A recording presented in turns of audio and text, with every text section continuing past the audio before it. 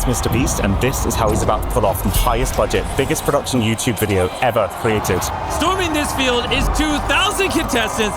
Look at him, it's 2,000 people competing for that $5 million. So how on earth do you run and record a competition show for this many people? And the biggest question, how much does it cost to pull all of this off? Well, it wasn't without some very real challenges, but one thing's for sure, from a technical perspective, this is absolutely insane.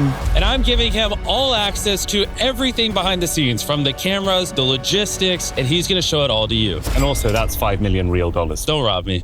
So there are 4 challenges that the contestants are going to be going through. This is us just before the first. I gathered all the guards over here so you can test them. They're not supposed to show motion, basically just like mannequins. You guys are not supposed to speak.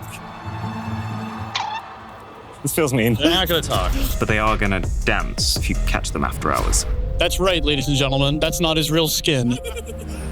Time for challenge 1, in which the contestants had to split up into 5 groups, and each group had to pull up a very heavy boulder as fast as they could. Every person in the losing team gets eliminated. I realize there's 2,000 contestants behind me shouting and screaming, but this is the coolest thing for me right now. So this structure right here has been custom built for this challenge to basically regulate the amount of pulling force required to lift that boulder. So the rope feeds through this contraption before it goes out to the contestants. And the way that it's weaved through on the inside determines how easy it is to pull. So just to give you an idea of how important this is, the Beast team originally set this mechanism up to require 32,000 newtons of pulling force. But it's only as they started to playtest it a few days before, with a whole extra crew of playtesters, by the way. It's moving a little bit. They realized 32,000 newtons is going to take people way too long for the challenge to be fun to watch. So just by weaving this rope through the contraption in a slightly different way, they could quickly lower the required pulling force to just 10,000. Oh, and also, this microphone here is sat there specifically to capture just the sound effect